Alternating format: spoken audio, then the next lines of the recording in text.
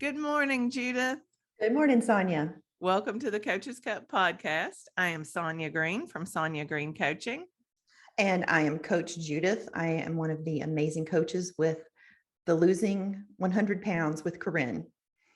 All right. And today we are talking about aging parents and caring for aging parents. And this is a topic that I think we both deal with our clients.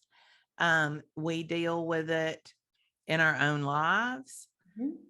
And we are of that age where aging parents is a concern for all of us, right? It 100% is. The truth be told, we probably started worrying about it sometime in our teens when we started realizing, or in our 20s when we realized, when grandma and grandpa were passing away, when our parents were, I'm air quoting here, managing their aging parents and how they showed up for them. And at least for myself, I've always had some awareness of, what's it going to be like? And I'm always grateful for, at least on paperwork wise, the lengths my parents have gone to take care of paperwork, managing their finances and the personal responsibility that they've taken care of, so that me and my siblings didn't have to manage that end of it. And then, of course, their personal involvement with their own desires for healthcare. But I'm not sure, we're talking more about the parent-child relationship and how that starts evolving. I see it in many of my clients as whether it could also be if you're married to an older person, or if you are older and your spouse is declining and your health is great. And you are managing the healthcare for your spouse. It's going to boil down to the same type of relationship that you're going to have, first with yourself, getting yourself and your thoughts and feelings under control. But if you might even think you have it under control, but until you're there, you realize there's yet more things to figure out, the layers of like your agenda, your purpose, your why you are doing what you're doing, and how to manage your mind. Yeah. And I think from my perspective, I have there's longevity in our genes. So I still have one living grandparent. Wow. My grandmother is still alive. And I just lost, I'm trying to think. I had one grandparent who had passed away before I was ever born. And then I lost a grandmother when I was in my 30s, and then my grandfather when I was in my mid 40s. And so, but as an only child, I guess the thing that I'm winding my way around to is it was my great grandparents that I was losing in my teens and 20s. And I always kind of dreaded this part of the journey in my mind back then, because I knew I would have to do it alone. And I have never really minded being an only child, but I was singularly aware even early on that was a journey I was going to have to take alone when it came that time. How do you feel thinking that thought? I know, exactly. It is a circumstance, but is it true? But I'm Gary Coach, but is it true? Yeah, no, it's not something that I focus on anymore, but that was a big thing. Big story. Yeah. That I used to carry with me. Yeah, for sure. I could totally see that. Yeah.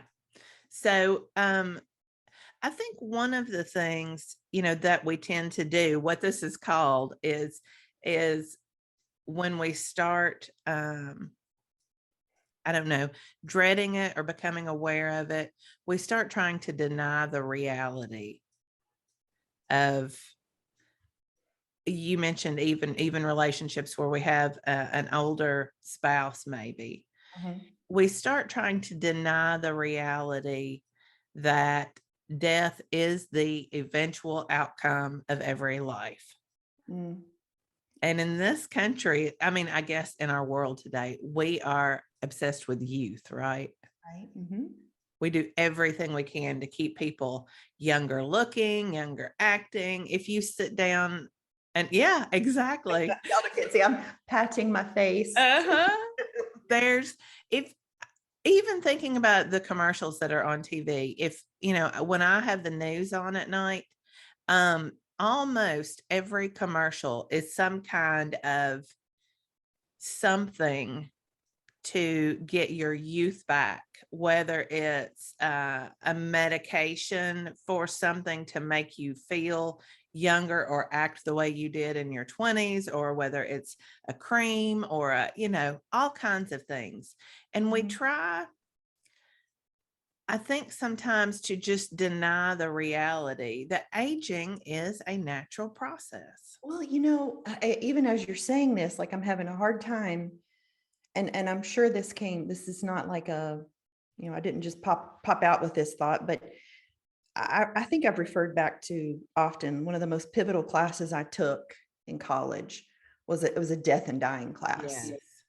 And it was just such an eye opener. And the focus is, of course, is on living our best life today, knowing death is coming. Yeah. It's coming, and normalizing death and not seeing it as something we need to avoid or buffer around or not be intentional or purposeful about. And I think I don't even know, this is my first time like having this conversation out loud, even like, I think that has been super helpful for me. As my mom passed away last year, it was a surprise. It was emotional. I went through all the human experience with that, but I also believe that, knowing that it was normal, and being with her as she passed was, it was a beautiful experience. And I think people, I this is where I coach my clients to. The space I like to get them at is where they can see that point that it is a beautiful thing. Get out of, there's the reality of the hardship of caring for someone, because it's managing your mind. It's the pulling out what is yours, what is theirs, keeping your street clean while you're trying to help them navigate a space, and not coming from a place of war, but coming from a place of compassion for the spouse or the parent or whoever it is, and for yourself. Always, like whatever you want to feel for yourself, you have that ability to create for whoever it is. Is it whoever or whomever it is that you are caring for? Yeah. And just, I mean, think about the difference in the emotions that we come to from fear.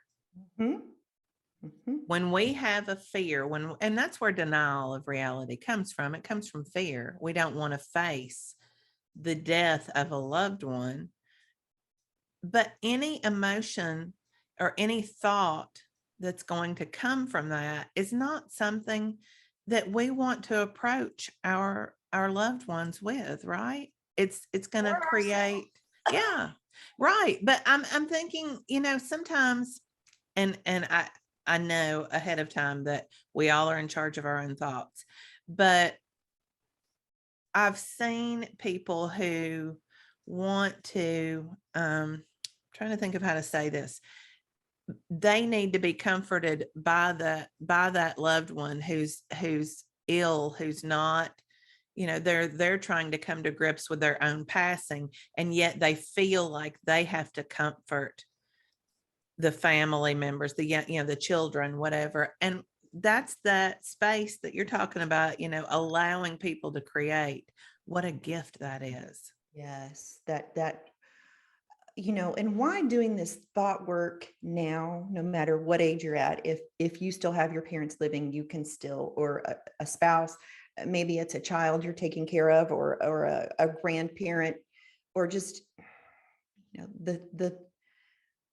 the realization is that the more you do your own inner work, Yes, and you learn what creates your thoughts and feelings, what's driving your bus, so to say, the more awareness you can create for yourself, so that when you show up and Grandpa Joe says XYZ, you're not in your pity party of, well, he always blah, blah, blah, and he doesn't Right. love me and blah, Oh blah. yeah. Yeah. Why am I He, helping he him? loves he loves my cousin more than me, because Yes. that's not where you want to be. That's No. not the place that you want to be, letting go of someone you love. And let me tell you, it is so normal for your brain if you don't manage your mind. Because Absolutely. in a managed mind, you're going to have awareness of your brain's going to want to go there, and you're going to learn the skill Yeah. of redirecting and reframing and understanding Yeah. how you landed there. Yeah. It's not even, I mean, we're not making moral judgments about people. Your brain goes to this place because of fear. You are afraid of what is going to change when this person is no longer here. And sometimes the things that come out from that are your own pity. Unresolved issues. Yes, all the unresolved issues. Childhood issues. Oh yeah, yeah. And I was listening to, I don't remember her name, but I was listening to a person who, she works with elderly people, and she was talking about the relationships, you know, sibling, not sibling, parent-child relationships that she has seen. And you mentioned normalizing aging and death. And that's one of the things that she talked about, is that we romanticize in our culture old age. We love to see like love stories of people who have maybe high school sweethearts who got back together and got married when they were 85, or people who graduate from college later in life. But nobody is telling the story. For instance, when Hillary Clinton when she campaigned for president back in 2016, she was dealing with her aging mother who passed away, right before that period. But she had been dealing with her in this public spotlight, or her life was in the public spotlight, but nobody was highlighting the fact that she was dealing with her aging parent. And she gave a couple of different examples. That's the one that I remember. But I thought how true that is, that we don't see this aging process, that part of it, in our culture. And that's the normalization that we could all really benefit from. It would help to alleviate some of the fear. Right. I follow, I can't think of her call handle. I don't even know what to call the call handle, her Instagram handle, but she's a holistic hospice nurse. And it's always enlightening what she has to say. And this is just a random thing, hearing her talk about, and that is her goal, is like normalizing death, like what to expect. Yes. And educating us. But she was talking about, why am I bringing this up? About assisted, what do you call that? Assisted suicide, assisted death. Yeah. End of life. And I just think it's super impactful.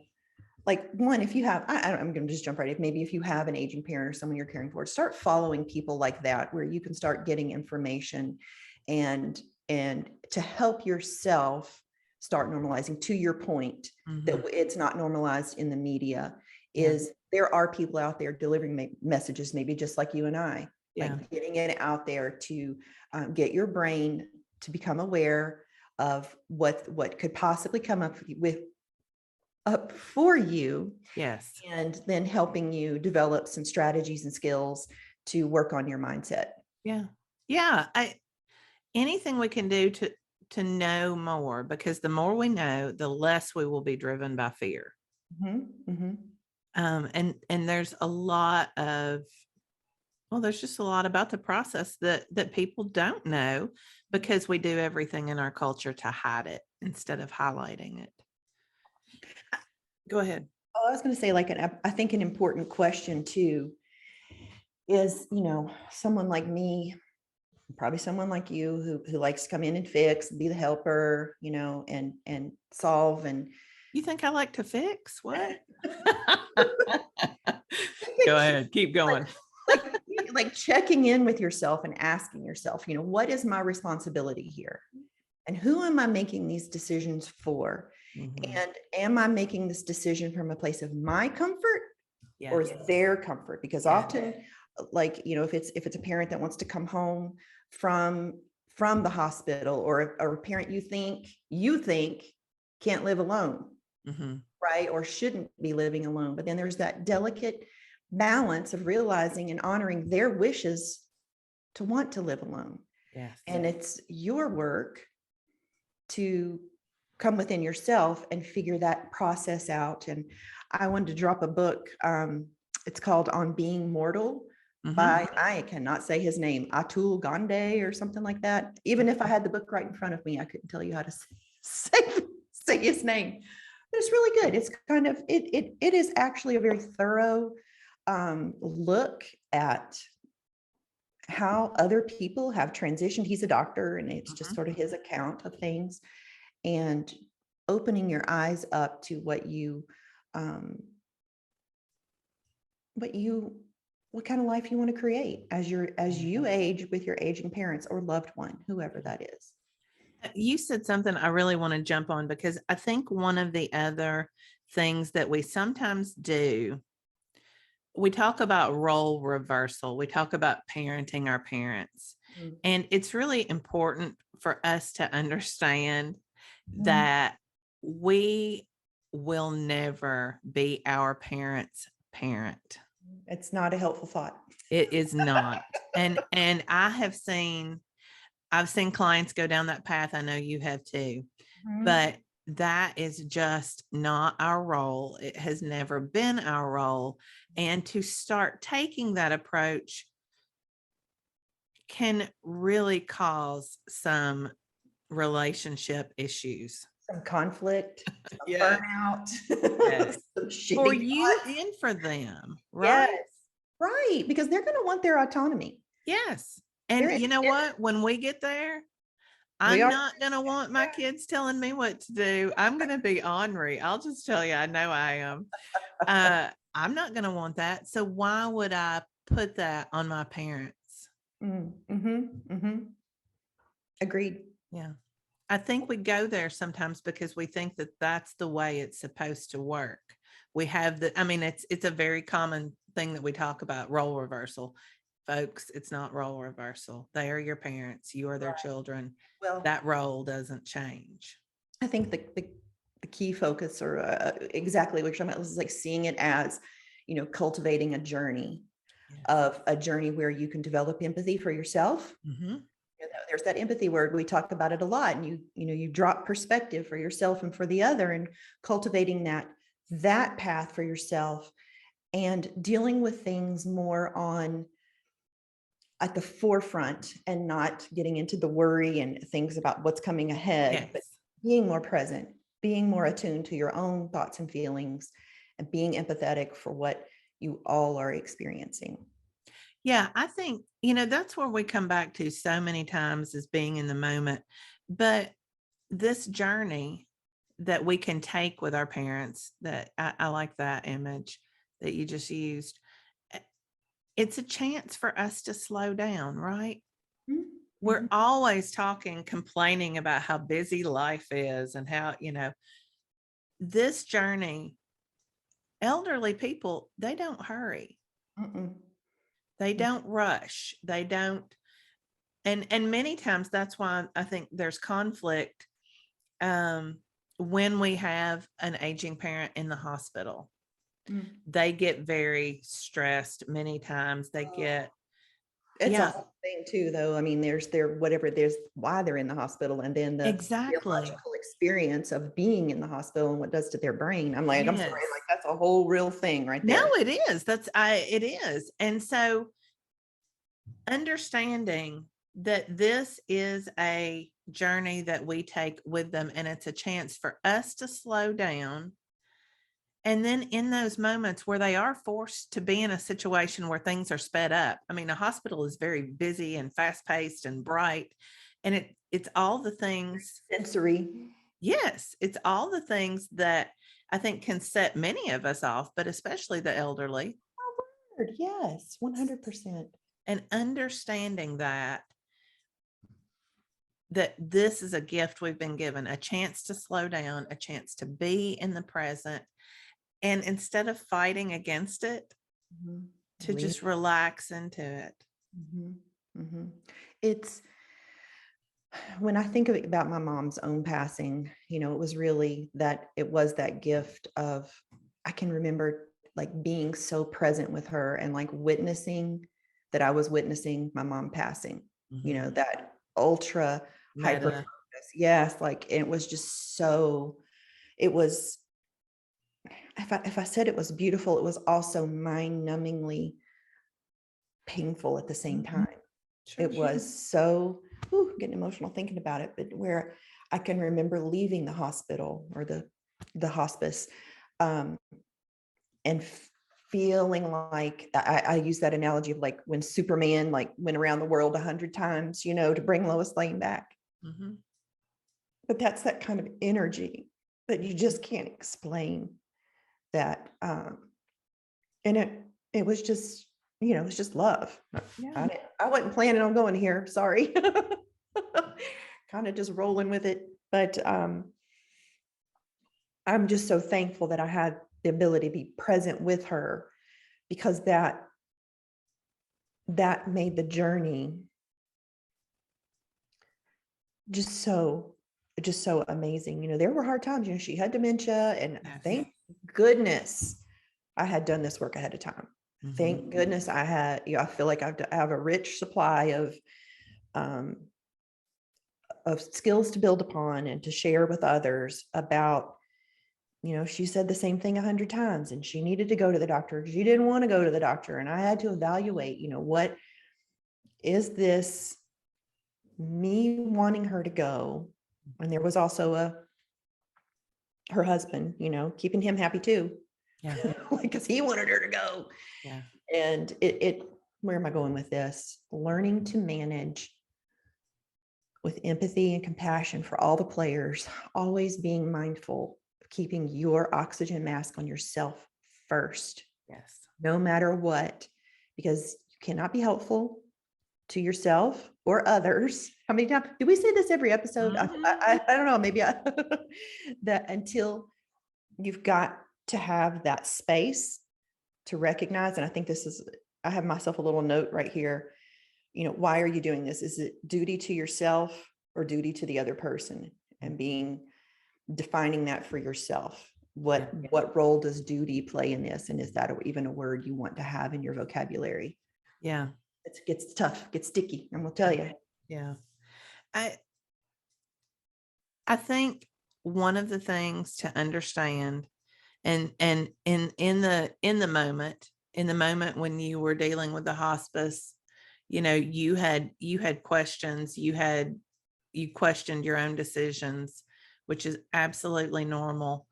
But some grace that we can all give ourselves is in the end, we aren't going to change the outcome, no matter what decision we make. The outcome is the outcome. The thought I held on to was, what space am I coming from? Is this am I making decisions from love? Yeah.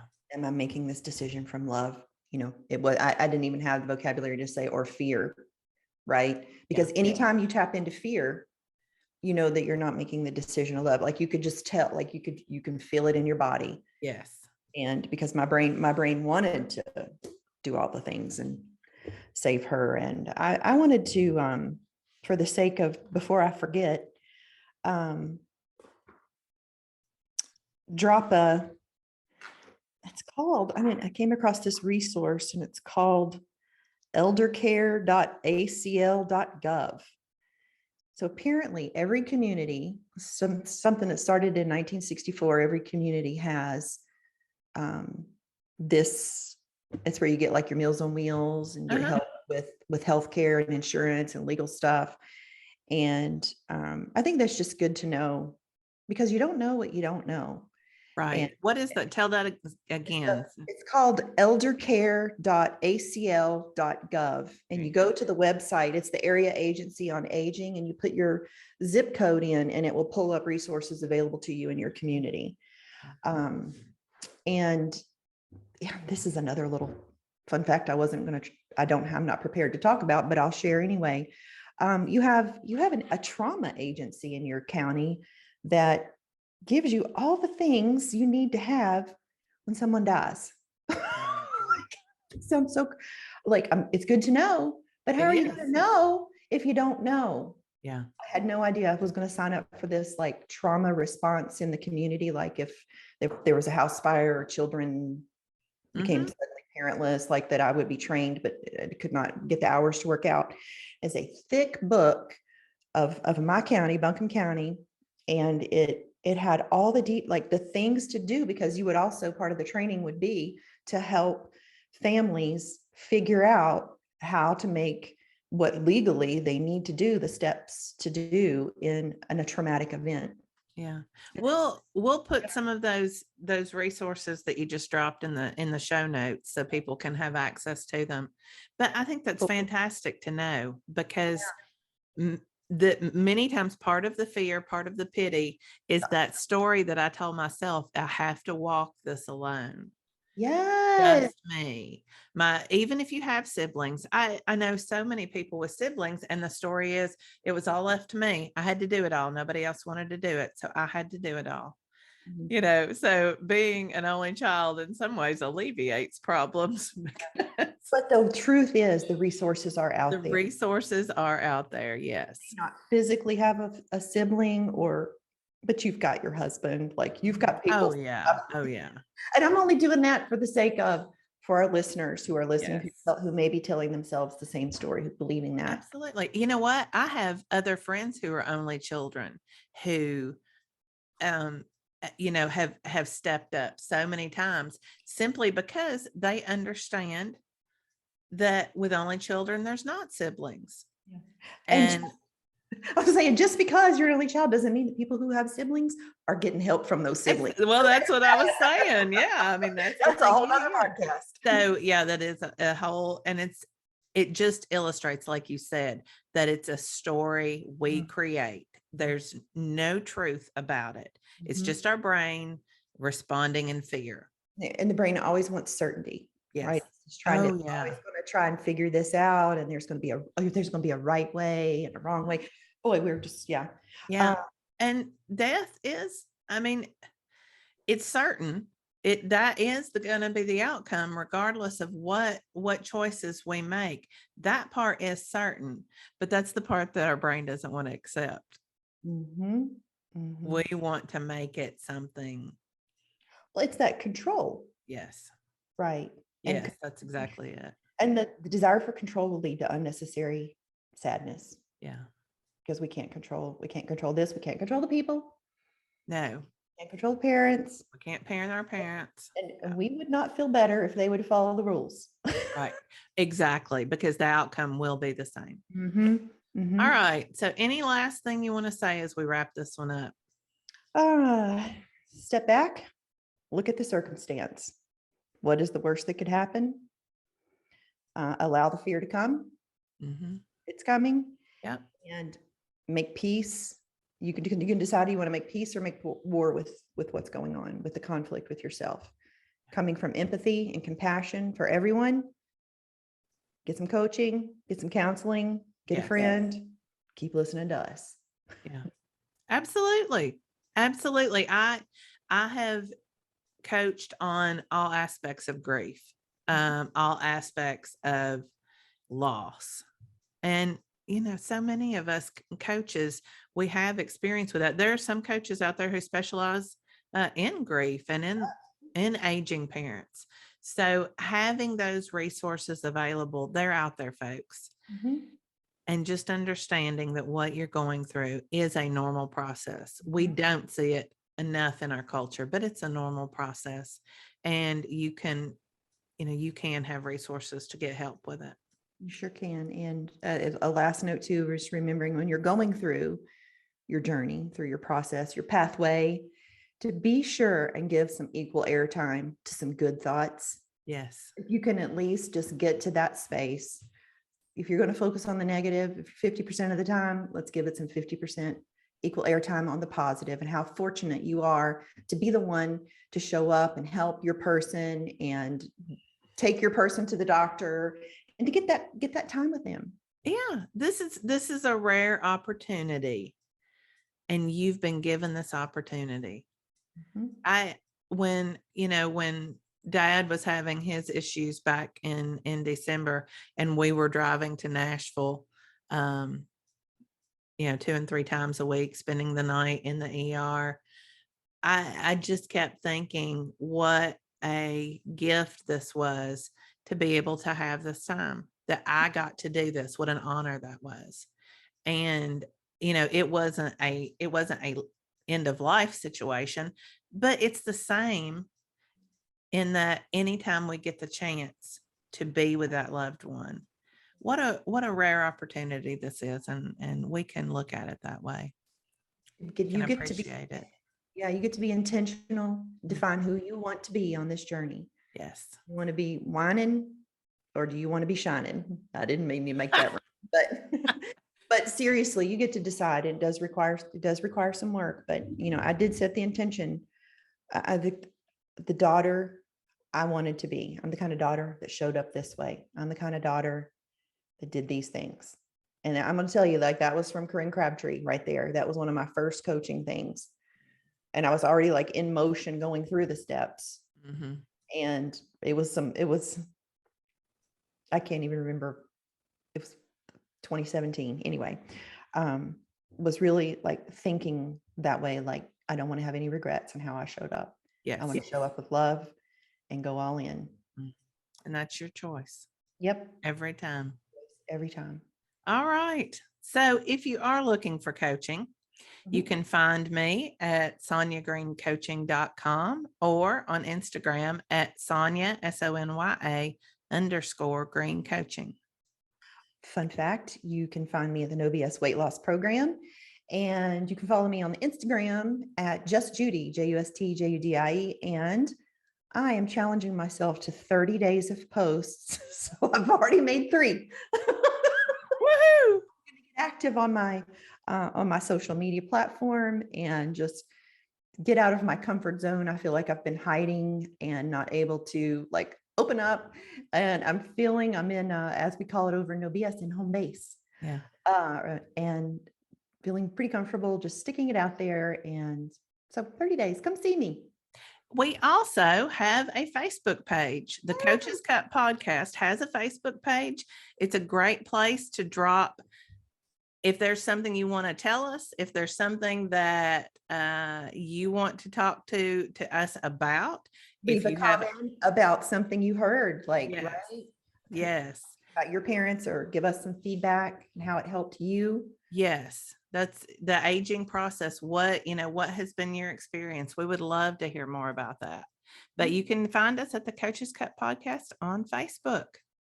Cool. All right. We'll see you next week. Bye.